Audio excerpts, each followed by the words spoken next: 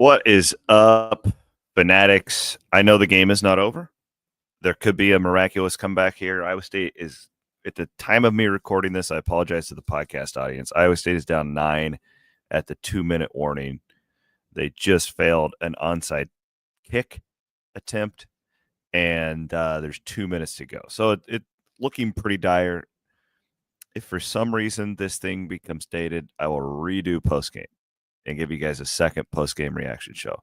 But it's probably not going to happen just based on time and just, all that stuff. It's not going to change my take on today's game. Want to thank all of our great sponsors of the post-game show. It starts with our friends at Keen Project Solutions, who are pioneering the future of industrial agriculture.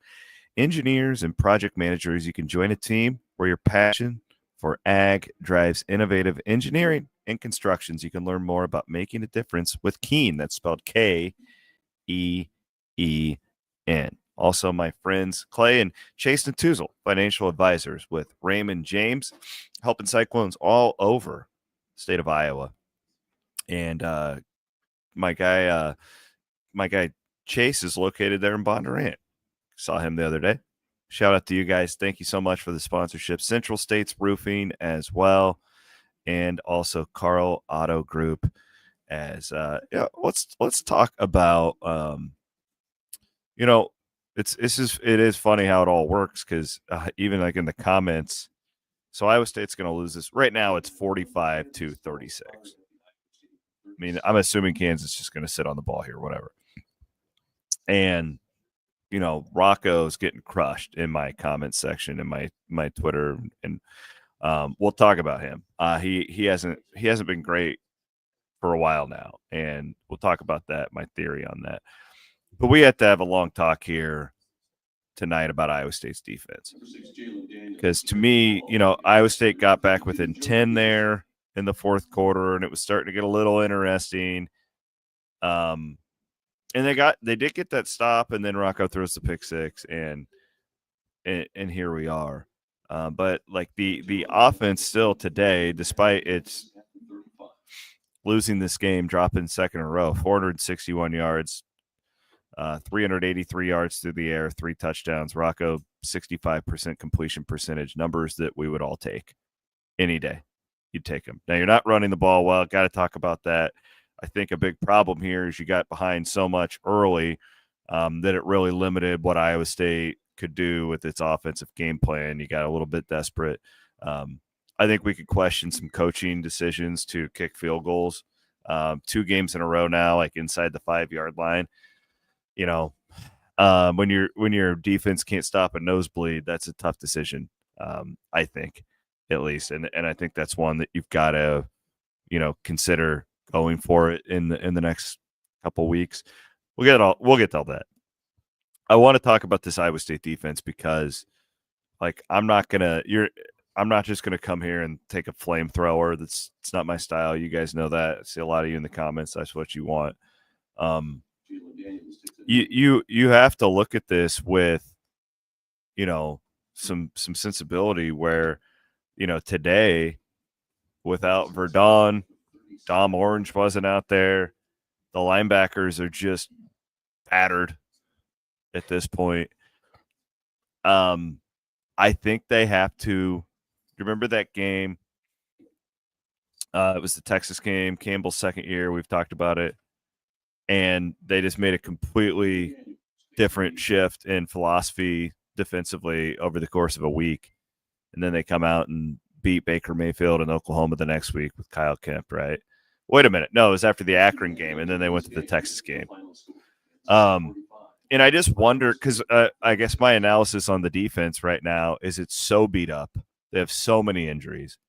Like, I don't think this will get better. I mean, it can get better. It's hard to be worse than what Iowa State was today. I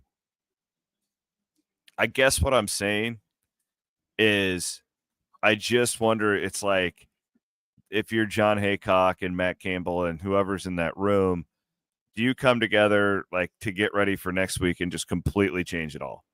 Like completely 4 down, do maybe 5 down and get 2 linebackers. I don't know. I those guys are way smarter than me, but I'm looking at the personnel right now, especially if Verdon's going to be out. They are so depleted, and I saw one guy in the comments saying that the linebackers seem to be getting worse. They might be, right? Like they very well might be. There's scouting that's gone on. They're third string for a reason, like that. That's how it works. And I just don't know if schematically with what they're trying to do and what they do very well and have for a long time, I don't know if you've got the chess moves to make other than it. The one thing, it feels like they could be a lot more aggressive as far as bringing pressure and whatnot. When I'm watching this, I mean, Jalen Daniels today, it felt like he just had all freaking day. You're not getting pressure with 3. We know that. They called a corner blitz at one point, and then the backup safety didn't shift over to guard the receiver. And on a 3rd down, the Kansas wide receiver goes untouched into the end zone, wasn't even covered.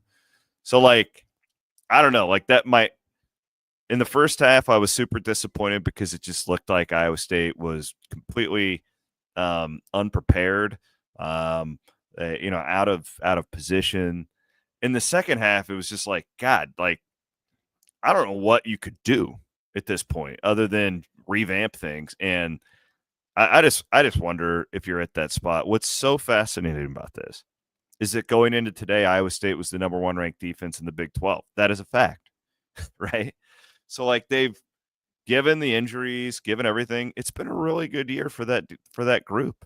Even last week against Tech, they didn't get the big stop at the end, but in the middle of the game, they were really good against a good Texas Tech offense.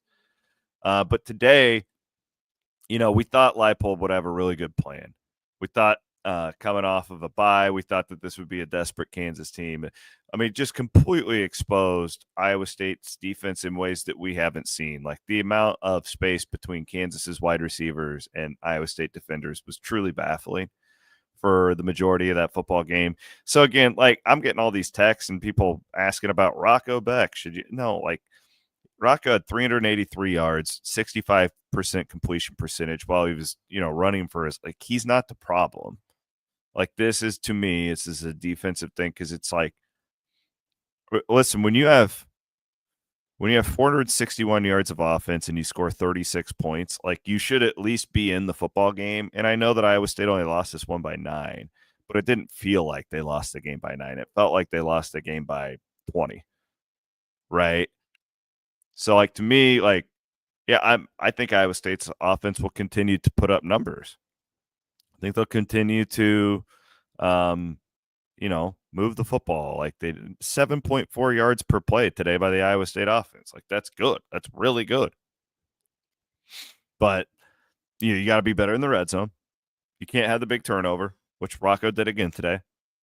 And when you have, like, the opportunity, like hitting Klotz wide open in the end zone, you have to do it. Like, that's part of being better in the red zone. That's not play calling. It was right there. It was a brilliant play call, and it was right there. But you got to execute when those things are there. Now, my other opinion on Rocco right now, and this is honestly, it's bullshit that I'm spending this much time on him because he's been pretty good, but he's the quarterback, and this is what we do. But the obvious thing when you watch this is that these defenses are blitzing the hell out of Iowa State now. And schematically, Iowa State's got to find a way to tamper that down. I think if they could probably do it again, after that first drive, Iowa State was running downhill, really physically dominating that football game, like, very, very early. And I don't know, it felt like they got away from that really fast. And then once you got down 3 scores, because again, the defense was struggling so much, then you just are all out of sorts and you've got to just throw the ball because you're down so many scores, right? Like, that's just how football works. But yeah, actually, honestly, like, the offense took a step forward today compared to last week, but the defense is this is troubling because again, like, and I don't know what's going on with Dominique Orange. Who knows when Verdon's coming back? Like, these linebackers are not coming back anytime soon. They haven't gotten any of these guys back. They are really, really, really playing with, key positions with sometimes third string dudes. And, Lance Leipold is a hell of an offensive football coach. You think he's not going to attack that? Absolutely he is. And I just, they've got to find ways to, play to your strengths. And again, I'm not smart enough to come up with whatever the heck that's going to be. I just know that I don't see this getting a lot better. Now, the good thing is the next two games, at least, you're not looking at explosive offenses in Cincinnati and Utah. So that is the good news. Like, Kansas's offenses, I know they were 2-6, but if you've watched it, like, this is a good offensive football team with a brilliant offensive mind. All of that is true. So it should get easier. But again, you have to be fair here and look at it from what they're playing with. And so how did the coaches put the guys in the best position to be successful? And I just don't know if this dime stack with this particular group is the way to go anymore. Can you just switch that? I don't know. I mean, you recruit a certain way, you work on things. I don't know. My guess is they probably won't do this too, to be honest, because you don't overreact to, one or two things when you have your system and you have your process and all that stuff. I get it. But unless and they know more about injuries than we do, but unless there's some others coming back that I don't know about, or I just don't know how they're going to keep rolling this particular scheme out the way that they have. We did see a little bit of adjustment. They had a 4-man front there early in the game, and it seemed to work. So I don't know. Like, I don't have an answer as far as what to do, but it just feels like they've got to do something a little bit different here over the last, because there's still a lot to play for. Like, Big 12 championship playoff, all that's out. You can still have the best season in program history. Like, that is a reality. Doesn't feel like that right now, I know, but that is true. I mean, if you win next week, you're 8-2. God, like, y'all would have taken that. So I don't know. That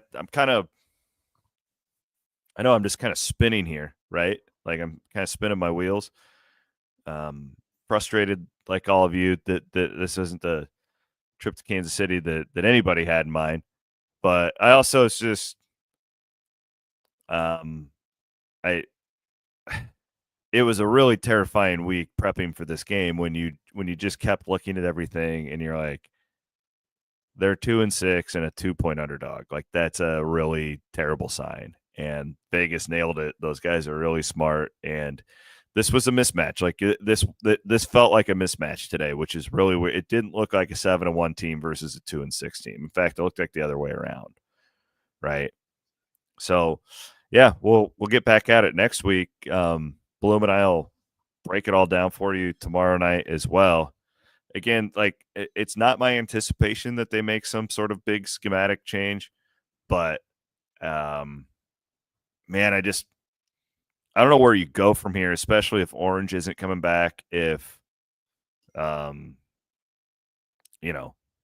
knows on Verdon? Like, that's a weird injury because he played at the beginning of the game. He played last week with a cast. Brazina played a little bit. It's almost like he's on a pitch count. I don't know. Like, it feels like they're playing so many guys on defense too, is the other thing. Like, their participation chart feels like it's just through the roof. And all right, dude. Yeah, it's discouraging, but anyways, that's all I got. Just kind of thinking through this. It's obviously instant reaction pod and trying to work through this here, just like you guys are. But Iowa State loses this one. I want to thank all of our great sponsors: Keem Project Solutions, Central States Roofing, Clay and Chase Natuzel, financial advisors from Raymond James. Carl Auto Group, and of course also Cyclones2Ireland.com. Cyclones2Ireland.com. Good to hear from you guys. Even you guys who are being dicks in the in the comments. I love y'all. We will be with Bloom, and I will have our show on Sunday night, and looking forward to bringing you that basketball, women's basketball on Sunday, men's basketball on Monday. So we're that time of year where everything's kind of happening at once. Talk to you guys later. Iowa State loses this one 45-36. Thanks to Matt Van Winkle for helping me with the producing as well today. Everybody else was at the game, so appreciate that. And we will be back on Sunday night with Williams and Bloom here on the Cyclone Fanatic Podcast Network.